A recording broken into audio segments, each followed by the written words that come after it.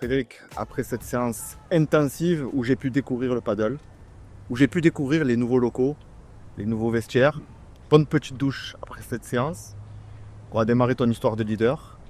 Est-ce que tu peux te présenter, dire qui tu es, ton âge, qu'est-ce que tu as fait, pas fait? Ouais, parle-nous un peu de toi. Oui, bienvenue Mathieu. Donc, moi, c'est Frédéric Saouchi. Je suis expert comptable, commissaire aux comptes et j'ai plein d'autres singeries à mon actif. Je suis pacsé. Je n'ai pas d'enfant. Mais par contre, j'ai un troupeau d'animaux chez moi, de chiens, de chats, de tortues, dans une belle campagne. Dans une belle campagne de Salon de Provence. Exactement. Tu es un local. Juste pour précision, ici on est à Pélissane, là où tu as ce fameux complexe. En fait, je vis à Salon, mais je suis un Pélissanais de cœur parce que j'ai passé une partie de mon adolescence ici et ma première expérience professionnelle était à Pélissane. Frédéric, justement, en parlant de ton enfance, si tu devais la décrire en un mot, ça serait quoi? Ah, question difficile, je dirais privilégié. Mais pourquoi? Parce que moi j'ai eu la chance d'avoir des parents travailleurs en fait. Je trouve que c'était un beau modèle en fait, qui ont démarré de pas grand chose et qui, à la sueur de leur front, ont construit un beau patrimoine et ont eu une belle réussite. Ils m'ont donné les moyens en fait de satisfaire mes ambitions. Tu as fait de longues études. T'as quel niveau de diplôme? Écoute, j'ai mon diplôme d'expertise comptable, ce qui équivaut à un bac+7. Tu as été expert comptable. Tu as eu jusqu'à 4 cabinets. Est-ce que tu peux nous en parler, cette expérience? Je crois que j'ai toujours eu pour ambition de créer mon entreprise. Mes différentes expériences entrepreneuriales sont souvent associées avec des rencontres en fait. Si je m'associe en fait dans ce premier cabinet, c'est parce que c'est la faute, ou grâce, je sais pas, à Gérald en fait, mon premier associé, avec lequel on a plutôt une belle histoire puisque c'est lui qui m'embauche à 18 ans, qui me donne l'opportunité d'avoir ma première expérience professionnelle donc à Pélissane, pour faire le lien avec ce que je t'ai dit tout à l'heure. Et puis moi je suis donc, comme je t'ai dit, une enfance privilégiée. Je sors de mon cocon familial, j'arrive dans un cabinet d'expertise comptable qui est très familial aussi, où je suis le plus jeune, je suis plutôt bien traité. Et au bout de 3 ans, en fait, j'ai envie de me confronter à la vraie vie professionnelle et en fait, je démissionne. Et on se fait une promesse avec Gérald, c'est qu'on retravaillera tôt ou tard. Et ce qui se passe, c'est que quelques années plus tard, on se retrouve à un congrès de l'Ordre des experts comptables. Il m'invite à déjeuner à notre retour de Paris. Et à l'entrée, à la tomate mozza, on avait tapé dans la main, on était associés. À 28 ans, tu t'associes donc avec Gérald. Première expérience en tant qu'entrepreneur. À l'époque, c'est plus champagne et confiance ou stress et nuit blanche? C'est champagne pour débuter et très rapidement, c'est stress et nuit blanche en fait. Parce que je suis un besogneux, j'ai à cœur toujours de bien faire et que quand tu as ce genre d'objectif, les nuits sont courtes. Qu'est-ce que tu as aimé faire en tant que dirigeant? Je crois que si j'ai fait ce métier en fait, c'est parce que j'ai vu mon père qui était un artisan en fait et mon grand-père qui était garagiste en fait.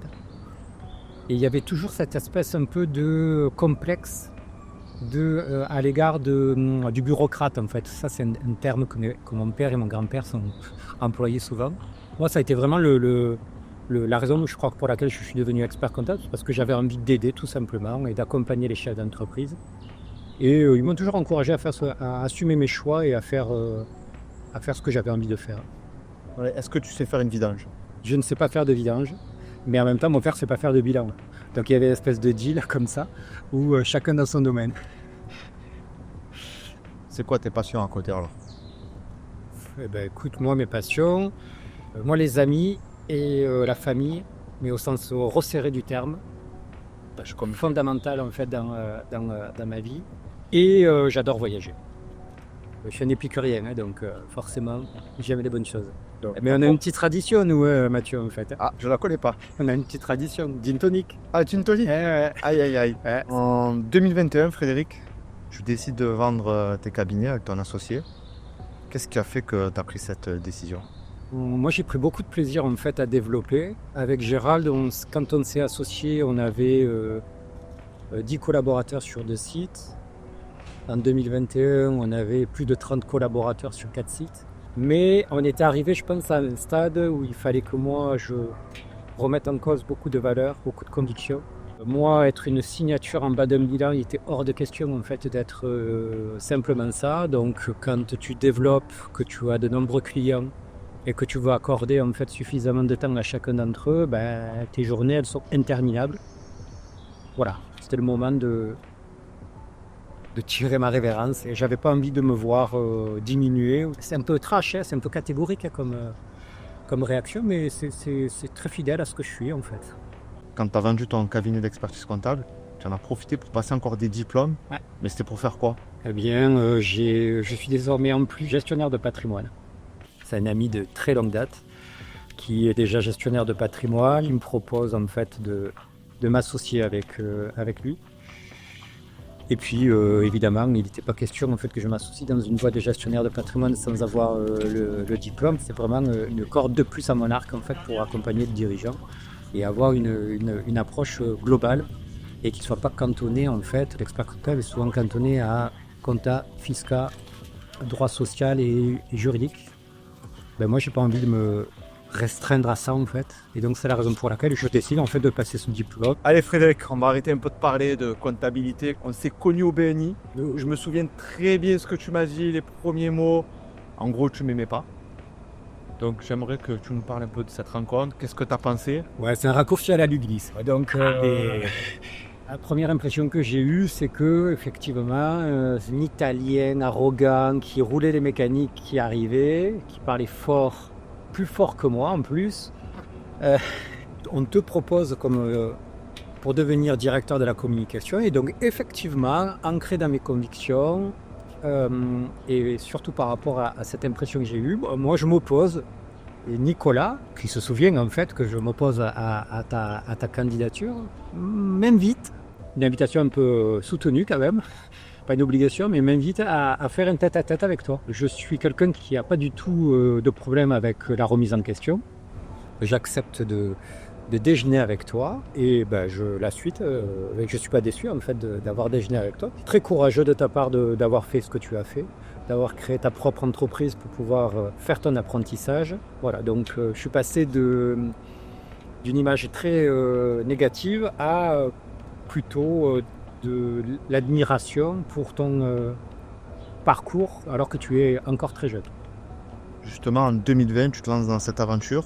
Tu crées ce magnifique complexe avec ton associé, un nouvel associé sur ce projet. Comment tu es allé dedans? Comment tu as découvert ce sport? C'est un projet à la base amical, mais c'est aussi une rencontre. Mes associés sont mes potes en fait. Au-delà de mes potes, ce sont des amis. Je le dis souvent comme ça en rigolant, mais c'est un pari d'alcoolique en fait ce projet. C'est un apéro, tu refais le monde, on est tous les trois et puis on se dit tiens, pourquoi pas faire un projet paddle en fait sur Pélissane. Et puis selon la quantité d'alcool que tu bois, certains projets restent à l'état de projet. Mais bon, celui-ci a survécu à notre apéro et en fait le projet il démarre comme ça. Et la suite, elle est là. La popularité du sport à l'époque où on a monté le projet, c'était pas la même qu'aujourd'hui en fait. Donc, alors on en a bénéficié en fait de cette grosse popularité. Voilà, donc on avait vraiment envie en fait à cœur de faire briller Pélissane et donc c'est comme ça qu'on se retrouve à avoir le premier complexe de paddle sur le pays salonnais. C'était le premier. On est dans la V2 maintenant puisqu'on a agrandi et que de 4 terrains on passe à 8. Et donc aussi dans la V2, cette salle de réunion, ces nouveaux vestiaires. Exactement, salle de réunion, lieu de convivialité en fait, puisque pour nous sport et convivialité ça matche super bien.